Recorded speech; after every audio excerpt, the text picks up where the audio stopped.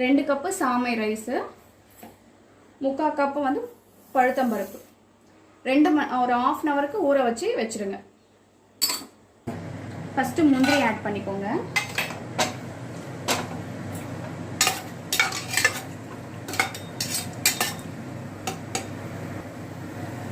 முந்திரி பொன்னிறமாக வர வரலும் கொஞ்சம் செவந்ததுக்கப்புறமா மிளகு, சீரகம், மிளகும் சீரகமும் நல்லா கொஞ்சம் ரோஸ்ட் ஆகிடட்டும். அதுக்கப்புறம் கொஞ்சம் பிஞ்ச் பெருங்காயம், கொஞ்சமாக கறிவேப்பிலை, அப்புறம் தட்டி வச்சிருக்க இஞ்சி. மெயின் இன்க்ரீடியன்ஸே பொங்கலுக்கு இஞ்சி தான் ஃப்ளேவர்.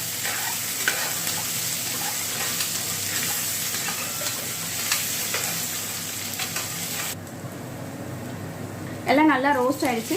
இப்போ நம்ம ஊற வச்சிருந்த சாமையும் பழுத்தம்பருப்பையும் இதில் சேர்த்துட்டு எவ்வளோ தேவைன்னா 1 கப்புக்கு 4 கிளாஸ் தண்ணி. 1 கப்பு சாமைக்கு 4 கப்பு தண்ணியை வச்சுட்டு விசில் வச்சிட்டோம்னா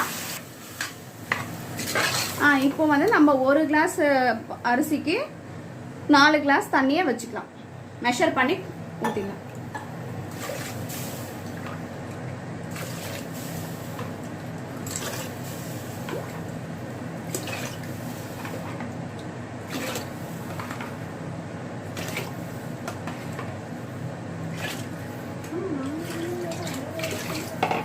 தேவையான அளவு உப்பு,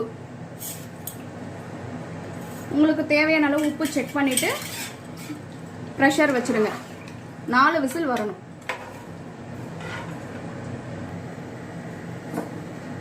இப்போ நல்லா கொதி வருது. இப்போ உப்பு செக் பண்ணிடுங்க. நான் செக் பண்ணிட்டேன், உப்பு கரெக்டாக இருக்கு. இப்போ ப்ரெஷர் போட்டு க்ளோஸ் பண்ணிடலாம். 4 விசில் வந்ததுமே ஆஃப் பண்ணிடலாம்.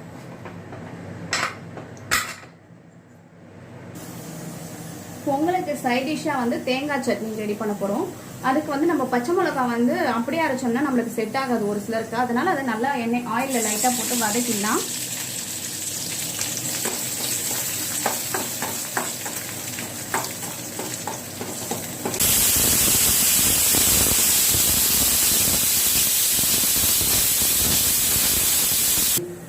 இப்போ பச்சை மிளகாய் வதக்கி வச்சாச்சு. கூட நம்மளுக்கு தேவையான அளவுக்கு வேர்க்கடலை வறுத்துட்டு அதை தோல் எடுத்து வச்சுருக்கோம். இதை சேர்த்துட்டு தேவையான அளவுக்கு வேர்க்கடலை, தேங்காவையும் க்ளீன் பண்ணி வச்சுருக்கோம், அதையும் சேர்த்துட்டு தேவையான அளவு உப்பு, கொஞ்சம் வந்து டேஸ்ட் வந்து வித்தியாசமாக இருக்கணும்னா கொஞ்சம் கொத்தமல்லி ஆட் பண்ணி பாருங்கள். வித்தியாசமாக இருக்கும் டேஸ்ட்டு, ஃப்ளேவரும் நல்லாயிருக்கும். கொத்தமல்லி கூட உப்பு மட்டும் போட்டுட்டு அரைச்சிக்கலாம். தேவையான அளவு உப்பு இதை போட்டுட்டு அரைச்சி தேவையான அளவு கடுகு, உளுத்தம்பருப்பு, தாளிக்க தேவையான கடுகு உளுத்தம்பருப்பு ஆட் பண்ணிட்டு அது நல்லா செவந்ததுக்கப்புறம் கருவேப்பிலை ஆட். கடுகு நல்லா வெடிக்க ஆரம்பிச்சிருச்சு. இப்போ கருவேப்பிலையை சேர்த்துப்போம். இப்போ நமக்கு சட்னிக்கு தேவையான தாளிப்பு ரெடி ஆகிடுச்சு.